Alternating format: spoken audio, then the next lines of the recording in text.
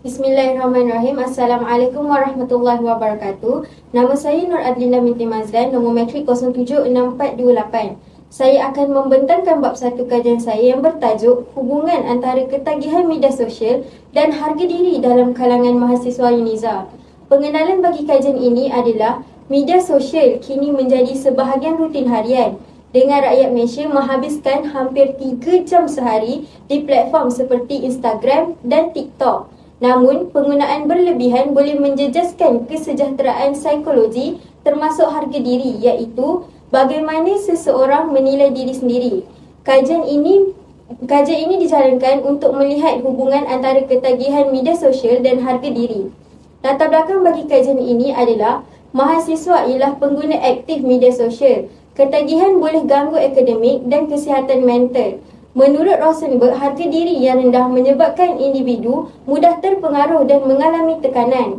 Teori perbandingan sosial oleh Festinger menjelaskan bagaimana media sosial mendorong perbandingan yang boleh merosakkan harga diri. Permasalahan bagi kajian ini adalah ramai pengguna terlalu bergantung pada like dan komen untuk merasa diri bernilai. Kajian ingin mengenal pasti tahap ketagihan dan harga diri mahasiswa serta kesannya terhadap kesejahteraan mental. Persoalan dan objektif kajian adalah: yang pertama, tahap ketagihan media sosial; yang kedua, tahap harga diri; yang ketiga, hubungan antara kedua-duanya. Objektif utama ialah menilai kedua-dua pemboleh ubah dan mengenal pasti hubungan signifikan di antara mereka. Hipotesis utama bagi kajian ini adalah terdapat hubungan negatif antara ketagihan media sosial dan harga diri. Hipotesis deskriptif pula menyatakan kedua-dua berada pada tahap sederhana hingga tinggi. Seterusnya adalah definisi operasional kajian. Yang pertama, ketagihan yang bermaksud keinginan kuat dan sukar dikawal terhadap media sosial. Yang kedua, media sosial adalah platform digital interaktif. Harga diri adalah penilaian seseorang terhadap nilai dirinya. Mahasiswa adalah individu berumur 18 hingga 25 tahun yang sedang belajar di universiti. Seterusnya adalah kerangka konseptual. Media sosial memberi kesan positif dan negatif bergantung pada cara penggunaannya, aktif atau pasif. Interaksi positif boleh tingkatkan harga diri, manakala perbandingan sosial negatif boleh merosakkannya. Kesimpulan bagi kajian ini adalah kajian ini penting untuk membantu pelajar, pensyarah dan kaunselor memahami kesan penggunaan media sosial terhadap kesejahteraan pelajar serta merancang intervensi yang sesuai. Sekian, terima kasih. Assalamualaikum warahmatullahi wabarakatuh. Nama saya Nur Amina Arisa binti Nur Azlan, nombor matrik 076536, akan menerangkan tentang bab 2. Hari ini saya akan membentangkan bab 2 mengenai kajian literatur yang berkaitan dengan hubungan antara ketagihan media sosial dan harga diri dalam kalangan mahasiswa UNIZA. Pengenalan. Bab ini mengkaji kajian-kajian lepas tentang penggunaan media sosial dan kesannya terhadap kesihatan mental, khususnya harga diri. Kajian literatur ini penting untuk memahami kerangka dan dapatan yang sedia ada. Sorotan literatur. Pertama, kajian oleh Anderson dan rakan-rakan 2017 menunjukkan bahawa penggunaan media sosial yang berlebihan boleh menyebabkan masalah kesihatan mental seperti kebimbangan dan juga kemurungan serta penurunan harga diri. Kellis, McRae dan Grealish 2020 pula mendapati bahawa penggunaan media sosial yang berlebihan meningkatkan risiko kebimbangan, tetapi interaksi positif dapat meningkatkan sokongan sosial dan harga diri. Bonucci dan rakan-rakan 2017 menekankan bahawa perbandingan sosial di media sosial menyebabkan individu merasa tidak cukup baik yang meningkatkan tekanan emosi. Seterusnya, kajian Primack dan rakan-rakan 2017 menunjukkan bahawa penggunaan media sosial yang lebih aktif berisiko mengalami perasaan terasing dan masalah kesihatan mental. Kellis dan McRae 2020 mengesahkan bahawa jenis platform dan cara interaksi memberi kesan penting. Penggunaan aktif yang positif juga dapat meningkatkan harga diri, manakala perbandingan sosial negatif menyebabkan penurunan harga diri. Mia dan Rinek 2020 melalui meta-analisis, mereka mengesahkan bahawa penggunaan media sosial boleh memberi kesan positif atau negatif terhadap cara diri bergantung pada cara penggunaannya. Friesen dan Egremont 2016 memperincikan bahawa penggunaan aktif Facebook memberi sokongan sosial manakala penggunaan pasif meningkatkan perbandingan negatif dan ketidakpuasan hidup. Selain itu, Dorwi dan Huang 2018 meneliti impak media sosial terhadap imej badan dan juga harga diri, menunjukkan bahawa paparan imej ideal sering menyebabkan kebimbangan imej badan dan juga penurunan harga diri. Seterusnya kita beralih kepada kesimpulan bab 2. Secara keseluruhan, kajian literatur menunjukkan bahawa penggunaan media sosial memberi impak yang kompleks terhadap harga diri dan kesejahteraan mental. Oleh itu, kajian ini sangat relevan untuk memahami hubungan di antara ketagihan media sosial dan juga harga diri dalam konteks mahasiswa UNIZA. Sekian, terima kasih. Saya akan sambung pembentangan yang seterusnya iaitu bab 3, metodologi kajian. Kajian ini bertujuan untuk mengkaji hubungan antara ketagihan media sosial dan harga diri dalam kalangan mahasiswa UNIZA. Reka bentuk kajian yang digunakan adalah kuantitatif berbentuk tinjauan deskriptif dan korelasi. Menurut Creswell, kaedah kuantitatif sesuai digunakan kerana ia melibatkan pengumpulan data berbentuk angka dan membolehkan analisis statistik dilakukan. Dalam kajian ini, dua analisis utama digunakan iaitu analisis deskriptif untuk melihat tahap pemboleh ubah dan analisis korelasi Pearson untuk melihat hubungan antara ketagihan media sosial dan harga diri.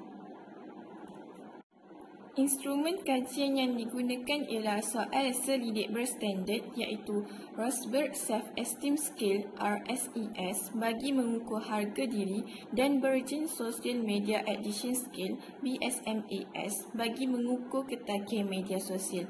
Soal selidik ini dibahagikan kepada 3 bahagian.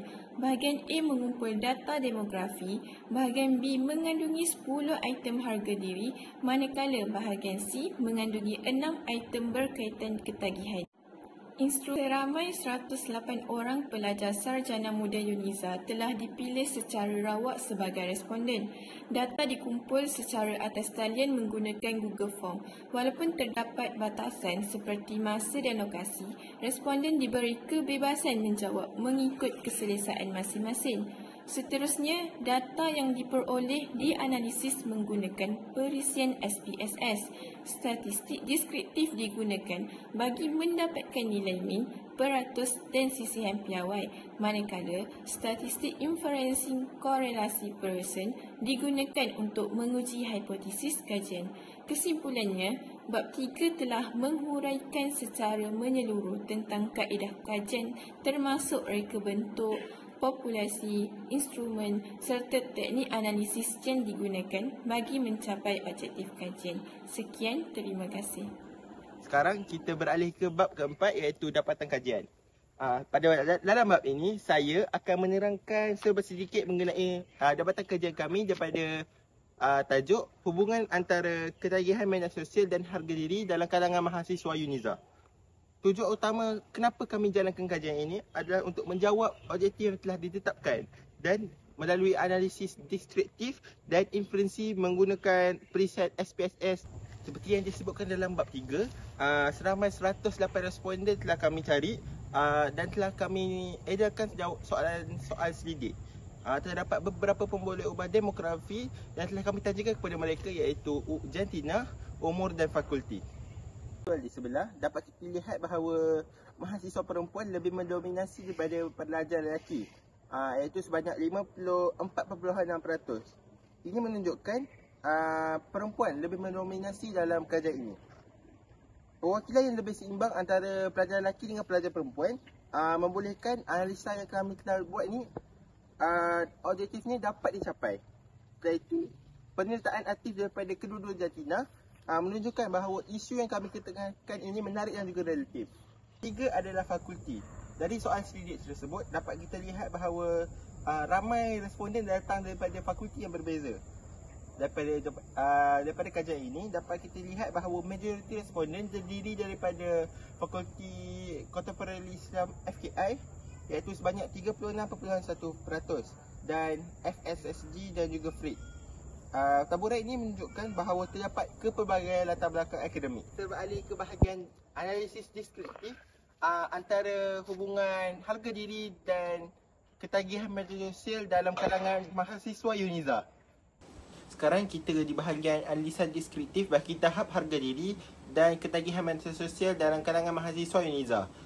Berdasarkan jadual di sebelah, kita dapat lihat bahawa nilai min bagi skor harga diri ialah 25.49 dengan sisihan bawah sebanyak 9.015.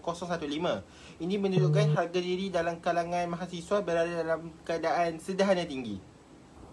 Bagi tahap ketagihan media sosial BASMS, nilai min dia adalah sebanyak 20.26 dengan sisihan bawah sebanyak 8.792. Ini menunjukkan bahawa tahap penggunaan media sosial dalam kalangan mahasiswa UNIZA berada dalam tahap sederhana juga.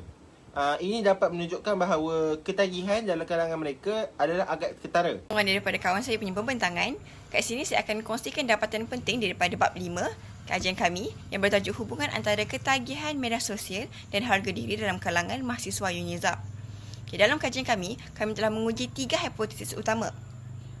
Yang pertama adalah hubungan signifikan antara ketagihan media sosial dan harga diri, dan hasil analisis kolerasi Pearson menunjukkan R sama dengan negatif 0.805 dengan P kurang daripada 0.001.